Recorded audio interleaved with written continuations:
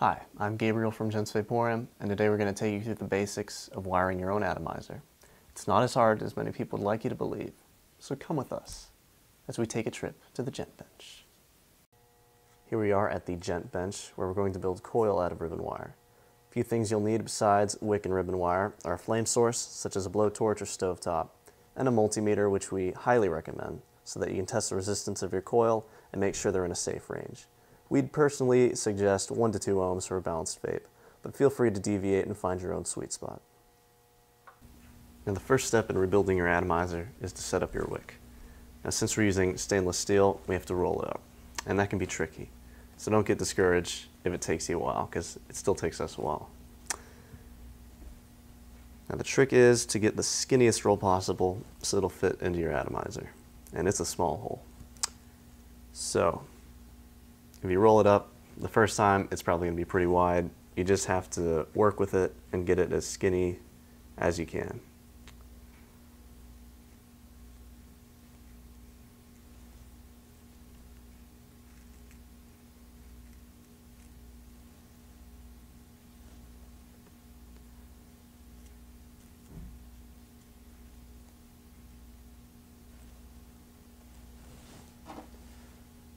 Once you've got your wick rolled into a small enough diameter, you're going to need to oxidize it. Now we do this for a couple reasons. First, it burns off any contaminants that may be on there. And second, it renders it non-conductive, so you won't short circuit your vaporizer. Now this is where you'll need a flame source. We're going to be using a MAP gas blowtorch, but any flame source should work out for you, even if it takes longer. So let's get this lit up here.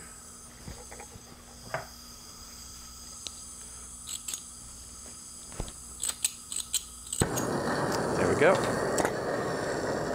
Now, grab it with a pair of pliers and just burn it till it glows red, up and down the wick.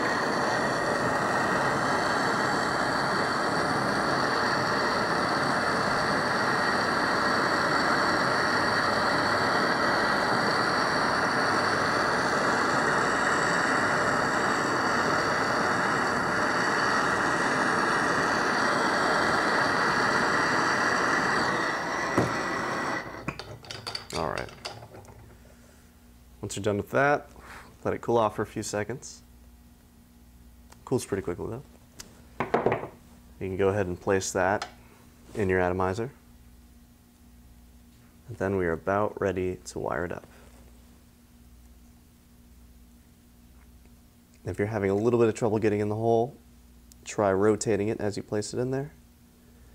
And with any luck, which I don't seem to be getting today, should start to go in.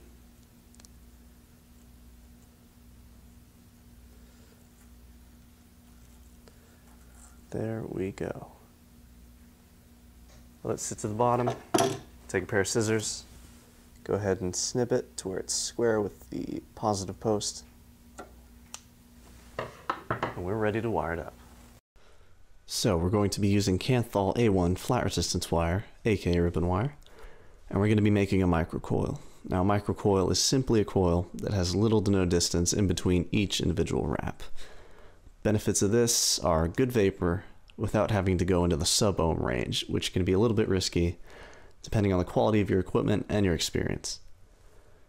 So to begin, we're going to loosen our negative terminal, and then we're going to slip one end of our wire underneath it, like so. After we've got that in there, we're going to tighten it up pretty snugly so that it doesn't pop out while we're trying to tighten our coil.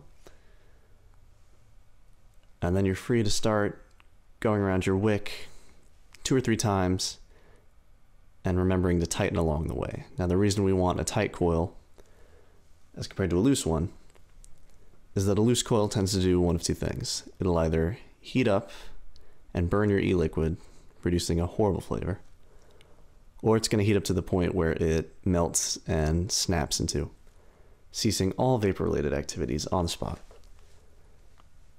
That's why we always want our wire consistently pressed against the wick.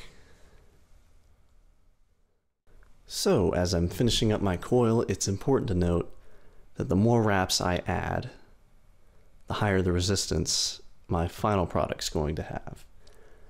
And this is because I'm increasing the distance between my positive and negative terminals by adding more wire. And I'm increasing the load on my battery, which causes the wire to heat up more slowly and results in a cooler vape. And of course the opposite is true. The less wraps I use, the shorter the distance between positive and negative, and the faster the wire will heat up. After I'm satisfied with the number of wraps on my coil, I'm going to tuck it underneath the positive terminal, make sure it's tight, and I'm going to remove any excess wire that's hanging out. Then you're ready to check for hot spots by activating your vaporizer, looking for any glowing sections of wire. Try to adjust it, get rid of those, and then you're pretty much all set. So now that you've finished building your coil, you're ready to activate your vaporizer and check for any hot spots. Now if you do find some, you can try to go back and tighten up any loose areas of your coil, and at the very worst you might have to rebuild it again. Now that's okay, because building these does take some practice, and the more you build, the better they get.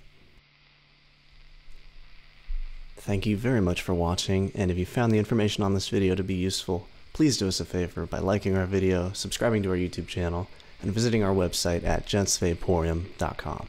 Thanks.